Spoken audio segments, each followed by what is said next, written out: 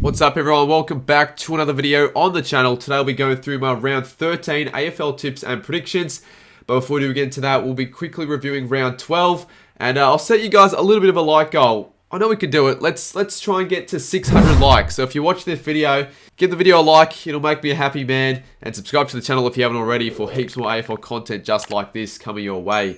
So we head into round 12, and it was an extremely disappointing round compared to my previous performances. I tipped 2 out of 6, and if you can look at that right there, I was in the bottom 97% of the round in round 12. I don't know, the upsets that I tipped last round just didn't pay off. They didn't prevail.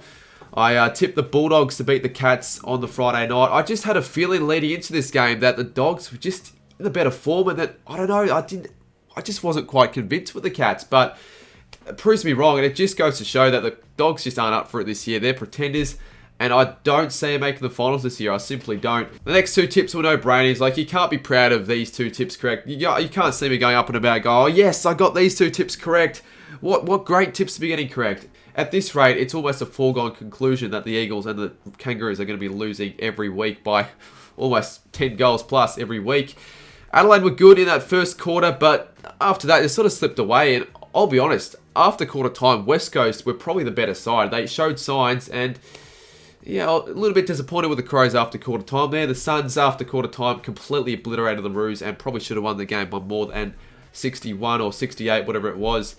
And then we saw the Demons drop another game against the Swans this time, and I was at the game. So I've been to the last two D's losses, which is crazy. I'm a bad omen on the D's. But the Swans were just really good, and they, picked up a very impressive win. And the Sunday games, I got these two wrong. I tipped the Hawks in a bit of an upset, and they honestly could have got the job done. They were definitely in the contest, but they just weren't able to hold on and hang on in the end. The Pies were just simply too good in the end. And I went the Lions. I just thought that they were just a bit better than the Dockers, but I have a feeling now after this game, the Dockers winning 2 in a row against the best two sides in the comp, they might have overtaken the Lions on the power rankings, maybe even the Ds.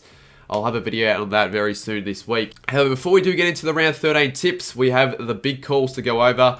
And I'll quickly display all the big calls up on screen. I was, again, quite unfortunate. 0 out of 6 for this round. So we have to look into the YouTube comment section to see what people are saying for my punishments.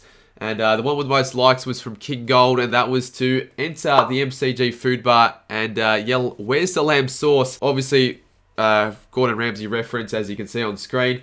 The second most likes was from Zay Burnell, was to go to a merchandise store of any side that's not the Saints and constantly ask for St Kilda merch until I get kicked out. And then the last punishment that was the most appropriate that I thought was from Cam Christian, and that was to play a game of AFL Evolution 2 on a stream with 20-minute quarters. Alrighty, so we head our attention towards the wheel to see what it lands on for my punishment for this week. And it lands on the lamb sauce. There you go. Finally, King Gold gets his way. He got the most likes, as he has been getting most weeks. Finally, this time round, the wheel returns the favour, and it lands on his punishment. So if I do head to the Queen's birthday match this round, I'll get it done there. But if not, I will get it out to you as soon as I possibly can. So let's head right into round 13 for the tips. And Thursday Night Footy's back. Let me know in the comments. Do you guys enjoy Thursday Night Footy, or do you prefer the games to start on the Friday? Let me know. I don't mind Thursday Night Footy. Game here, we've got Richmond and Port Adelaide, both sides coming off the bye last week. The Tigers are finally starting to hit their stride. They have won 4 of the last 5 games, and quite honestly should have beaten the Swans in the week before on the Friday night. They had their chances. They're up by like 30 points at half time, but they sort of bottled that lead as the Swans sort of started to take control of that contest. And you could argue that the Tigers were robbed of that 50-minute call. I was sitting on the fence at the start, but I would have to say it was probably a good call from the umpire. I feel like, yeah, you've got to just lean into common sense on that call. The Tigers probably should have got that win, but they are, yeah, as I said before, hitting their stride, and they're finding their form at the moment. They're probably the front runner to potentially steal that 8th spot off the Pies. Although the Power are also finding their form as of late. They beat the Bombers a couple of weeks ago, not very convincingly, but they still got the job done. However, the wins that they've been picking up have been soft kill wins against the bottom 3 sides, and they just haven't really been quite convincing. I'm just not yet quite convinced on the Power this season. I just feel like if you look at the ladder, they're on 20 points, and they are a little bit behind the 8 ball at the moment, and they just definitely need to win this game. Like, this is a must-win game, honestly, for the Power if they do want to make the finals this season. It obviously just goes to show how crucial those first 5 losses were to the Power, because every game now is almost a mini-final, and it's just too tough simply when you are in that position. I feel like this game will be an arm wrestle for the first couple of quarters. However, the Tigers in the second half, they take the game by the scruff of their neck, and they win the game pretty comfortably. The margin doesn't really matter. I don't think it's going to affect my positioning in the tipping comps. I'm going to go 27 points. I think the Tigers will get it done fairly comfortably, and a big call beat that the Power actually lead at quarter time and half time. Next game on the round, we've got the Friday night clash between Essendon and Carlton at the MCG. 2 more sides coming off the bye and wanting to bounce back after relatively poor losses the week before. I'm actually quite surprised at the odds on the app. So even. I mean, I was expecting the Bombers to be at least $4, but they're $2.95. So I don't know why the bookies are backing them in so much. Potentially because in a game where the 2 rivals are playing, anything could happen. But yeah, it's just a little bit surprising. I mean, the Bombers, are they finding their form? Not really. They've just been super disappointing this season so far. They were okay last week against the Power, but unfortunately that start, it cost them. They didn't kick a goal in that first quarter. They were actually very good in that third quarter, and they got back into the game, but they just never seemed like winning that game. The Power seemed to take full control of that game for pretty much majority of that match. And you would just expect, on paper, the Blues to win this game pretty comfortably. They've got more quality all around the field, and they've just simply been performing much better than the Bombers. You'd be a brave man to tip the Bombers in this game, and I'm simply just going to have to back in the Blues. I think it'll be fairly close. I'll go the Blues to win it by 17 points, and a big call will be that Peter Wright kicks 6 or more goals. We move on to the Saturday games, and it's a weird round in terms of the scheduling for the fixture, because this is the only day of the whole round where there are multiple games played on that day itself. Bit of a weird one. But the first game we have Freo taking on the Hawks at Optus Stadium. You'd say the Dockers are right now confirmed premiership contenders after taking 2 huge scalps against the ladder leaders, and then the week after the side who's second on the ladder. So, after that, it goes to show that the Dockers, they can compete with the very best, and it probably should lock in their top 4 credentials, you would expect. Whereas the Hawks, well, they did have a solid response after that very poor performance against the Suns, where they got dismantled from the word go. They were in the game against the Pies, particularly after half time, and they did find their footing, particularly in that third quarter. But ultimately, it wasn't enough. They went down by 4 points, and they just didn't lift up for the occasion, and they just didn't get up for my tip, which is a little bit disappointing. I just don't think Hawks are consistent enough to get up in this occasion. You just never know, though, with the Hawks and the Dockers. The Dockers lose the games they're expected to win, and Hawthorn, they win the games they're expected to lose. It's a bit of a strange one. I had a look at the weather, and it's going to be expected to rain on this day, so it almost plays into the Hawks' hands. Like, it could almost be a 50-50 clash, this encounter. You would expect the Dockers to get the job done, though, based from what we've seen in the last 2 weeks.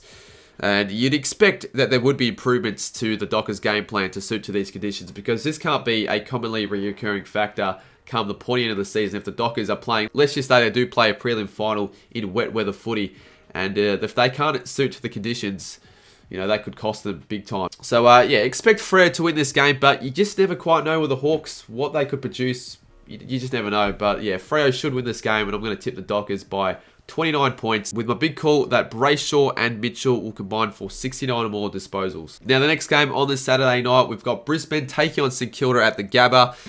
Probably one of the most interesting fixtures of the round, these 2 sides. Quite high up on the ladder. The Lions sitting second. The Saints, they're 5th on the ladder. If they win this, I was going to say they probably could overtake the Lions. Probably not on percentage. The Lions have found a bit of a form slump as of late. They've lost 2 of their last 3 games, and they weren't convincing against the Giants the week before. And obviously last week they lost against the Dockers. If the Saints were to get up in this game, it would for sure significantly boost their top 4 credentials, because it's one of the toughest road trips to beat the Lions at the Gabba. And I just feel like if the Saints want to win this game, scoring is critical, because we saw the last 3 weeks, the Lions, they've conceded quite high scores, and obviously they're still the highest scoring side in the competition. So for the Saints to win this game, I feel like we need to kick a big score to win this one. And, it can happen. We do have firepower up forward, obviously Max King. I think we might have Butler and Higgins back. I know for sure Higgins will be back, so that'll be a big in. I don't know if I'll be attending this game or not. If not, obviously I'll stream it. But yeah, look, you'd expect the Brisbane Lions to win this game. They're a better side on paper, and they've been performing better, and they're at the Gabba and all that sort of stuff. But if I do want to climb the ranks in the tipping comps, upsets do need to happen. And if I'm not going to be backing in the Saints over the Lions, there won't be too many other people doing the same thing. So fuck it, I'll go the Saints to win this one. Bit of a biased tip, but who cares? Saints by 11 points. And the big call that there'll be 10 or more goals combined at quarter time. The Sunday game, we see North Melbourne taking on GWS at Marvel Stadium. The Giants, well, they're starting to improve now under Mark McVeigh. They've picked up a couple of impressive performances, a good win against the Eagles, and a solid loss against the Lions. I mean, they were in that game, they kicked, the first 7 goals. They were up by 5 goals in the first quarter, and it's just always tough to beat the Lions up at the Gabba, so you can let them off the hook there. And look, I had a look at their fixture, and it looks bright. From now on, they have a lot of winnable games, so you never know that you could see the Giants potentially push up a few spots on the ladder. Will they make the finals? Well, almost definitely not. They're 3 wins from 8 losses, but if they can just start finding a bit of form and hitting their stride, you never know with the Giants. We have seen crazy things happen in footy. However, on the other side of the spectrum, we see North, and they're obviously continuing to struggle this season and continuing to just languish around the bottom 2 on the ladder. Yeah, not much is looking promising for North Melbourne at the moment. They did start well against the Suns last week. I caught the first quarter, I was like, what is this? How are North winning? But that second quarter was absolutely disastrous. I mean, they conceded 28 inside 50s to 3, 14 scoring shots. They got absolutely obliterated in that second quarter, and from there the Suns just took the game away from the Brews and just demolished them. They should have won that game by probably 100, the Suns. They were almost lucky to only lose that one by 68 or 62. They just haven't really shown many signs of improvement, and at the moment there's not a lot of upside right now at North Melbourne. There is just that potential for North to randomly show up for the occasion in one fixture. Like, they're going to win, you would think, eventually, but I just can't see it happening this week. They just haven't proven enough as of late, and the Giants, they're playing some better footy, so it's almost a foregone conclusion, honestly, that the Giants get up here, and they should get up pretty comfortably. I'll go the Giants to win it by 45 points. However, my big call will be that North win the last quarter by 10 or more points. In the last game of the round, we have an absolutely mouth-watering contest between the Pies and the D's for the Queen's birthday clash on the Monday. Now, obviously, in the past couple of weeks, the D's have hit a bit of a form slump, a bit of a rocky patch in the season after, getting a bit ahead of themselves in the last few weeks after, consistently winning week in, week out. Last week against the Swans, they started off the blocks early with the first 4 goals of the game, but then I feel like they were just a bit too complacent. They just sort of felt like they had the game won, and the Swans, you can't take them lightly at all because they are a really good footy side, and they outran the D's come the end of the game and won the game by 12 points. And now we see the D's still on top of the ladder. However, they're only 1 win away from the Lions and the Dockers, and 2 wins away from the Cats, Saints, Swans, and the Blues. And if the Pies win this game, well, that will just be huge. The Pies are obviously full of confidence. They have won 3 on the trot, huge games against the Dockers, and that the game against the Hawks was just massive. It just goes to show that Pies, they're a mature side this year, and they definitely could contend for finals this season. There's every chance. They have every right of making the finals in 2022. Hopefully, this attracts a huge crowd. The Pies, it's a home game. They always draw a big crowd, and they're in some form here, so you'd expect 70 to 75k plus. The D's, even though they've been really good in their last couple of years, have just disappointingly been attracting lower crowds. I don't know why that's the case. Hopefully, the D's come out in numbers as well as the Pies. Look, I said it last week that I can't see the D's losing 2 games in a row, but there's a chance they could lose 3 in a row here. They're not looking great, the D's, and the Pies, they have every right of winning this game. They did it last year in the same fixture. Who goes to say that they can't do it again in this round? I mean, it'd just be tough to see the D's losing 3 in a row, but there is upset potential here, and I'm always leaning on the Pies. I feel like tipping them. I just feel like they're going to get up. They get up for these big games, the Pies. They always seem to. Screw it.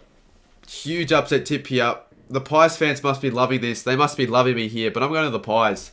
The first time I've tipped against the Demons, I definitely wouldn't have seen myself doing this against the Pies, especially a couple of weeks ago, but we're going to do it. Who cares? Pies are going to win it in one of the games of the year by 3 points, and my big call will be a little bit boring, but the Pies score 8 or less behinds. So those were my predictions for round 13. As you can see, 6 games, so a little bit shorter you'd expect the video to be. I tipped the Tigers, the Blues, the Dockers, the Saints. I forgot to tip the Giants, there we go, and the Pies. So, couple upsets here. You never know. I could get a decent round. Hopefully, at least, better than 2 out of 6. And of course, we'll quickly go and review the Cardmate 22 tipping comp to see where everyone's at. We had 8 people tip a perfect 6 out of 6. They get an extra tip for getting the perfect score. We had Flag Mantle, Joseph AFL, Jacko AFL, Nick Ash King, Riley Brewer, Etho99, Dat Peg, and, geez, I'm going to butcher this one, Warfunin FCG Day. Yeah, screw it, mate. Well done. I'm not reading your name out. Similar names we've read out in previous videos. We've got Lion Boldo on top with 100, but it gets really close and congested. The top 11, only 2 points separate first from 11th. We've got Rowan Marshall's son, Banger Harvey, Docker's Army, Nick Dake's official, Wilson Berry, Krista, Alana Purcell, Cooper M, Shalvin, Ash back. So yeah, quickly get on in if you do want to join this comp for a chance to win some prizes. Cash is up for grabs. Link will be in the description down below. But those were my tips for round 13. Again, if you want to comment a punishment for me to do that's appropriate, feel free to do so in the comments down below. We always get a heap of the comments flushing in. And yeah, like the video. I set the goal earlier on to 600 likes. Hopefully we can get there. Let's try and get there. But yeah, thanks everyone for watching the video. I'll see you soon with a few more bits of content throughout the week. And yeah, cheers for watching. We'll see you soon.